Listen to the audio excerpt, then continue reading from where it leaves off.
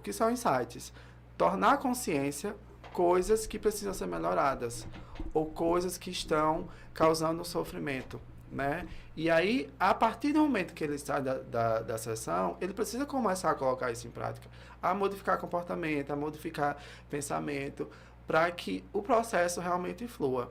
Então, alta existe, mas não com tempo determinado. Então, se eu for pegar a minha experiência, tem pacientes que ficaram 5 meses na terapia. Tem pacientes que estão há 2 anos. Sim. Né? Então, vai depender disso. A outra pergunta... Se você percebe que o paciente pode iniciar com uma terapia, com uma abordagem, e depois trocar de abordagem. Sim. Apesar da gente ter as evidências científicas, o paciente é nosso patrão. Então, eu posso oferecer um TCC, um paciente que tem ansiedade social, que é o mais indicado, usar as técnicas de aproximação, né, dessensibilização sistemática, que é o indicado, mas aí ele diz, não gostei, não está certo. Eu prefiro uma psicanálise, tem para indicar? Certo, você vai para a psicanálise. Né? Então, pode se modificar, porque o intuito é que o paciente encontre sentido também no que está fazendo.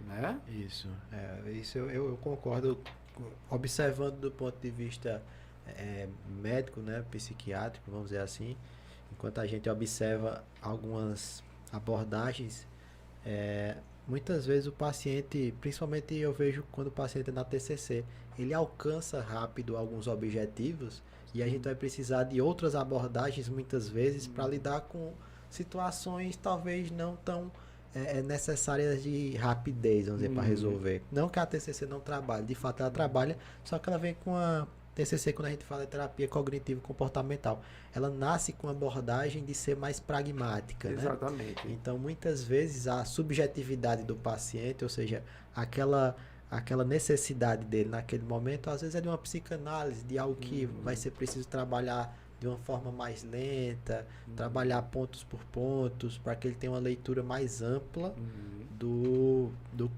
funcionamento dele. Muitas vezes não é nem da doença em si, muitas vezes nem doença é mais, mas ele vai buscar algumas respostas na psicanálise. Então, eu particularmente, eu gosto de todas as abordagens, assim, gosto de começar com a psicanálise, estudar existencial, vai terceira onda, vai positiva, vai todo mundo junto.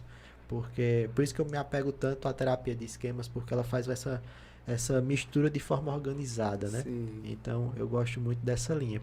E continuando esse nosso bate-papo, e também lembrando às pessoas que estão nos vendo, que se tiverem dúvidas, podem mandar no YouTube, podem mandar também no Instagram.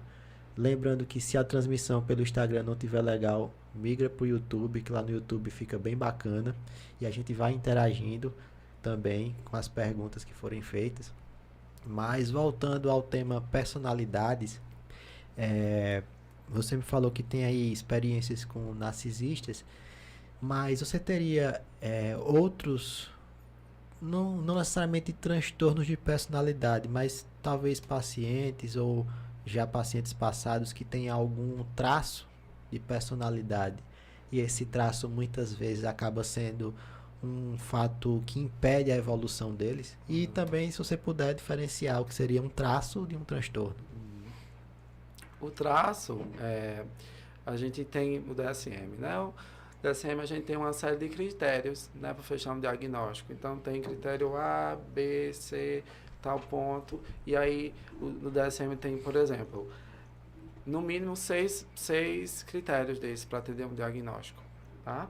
Então, se o paciente traz todos esses critérios que o DSM descreve como o mínimo para que ele feche um diagnóstico, aí ele tem um transtorno da personalidade em relação ao diagnóstico que está sendo analisado. Quando, por exemplo, tem 2 critérios e que são insuficientes, a gente chama de traço. Né? Então, tem um traço. E, às vezes, esses traços, eles são bem característicos, né, de alguns pacientes, né? Se a gente for pegar traços, eu acho que quase todo mundo vai ter um traço que é semelhante a um diagnóstico, seja qual for, no DSM. né? Tanto que na faculdade a gente, quando estuda psicopatologia, a gente vai dizer, eu tenho isso, eu tenho aquilo, porque tem coisas muito parecidas.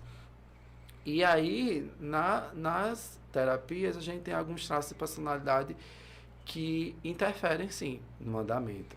Então, por exemplo, traços de autocrítica, por exemplo, né? Por exemplo, se a gente pega um transtorno depressivo, existe muito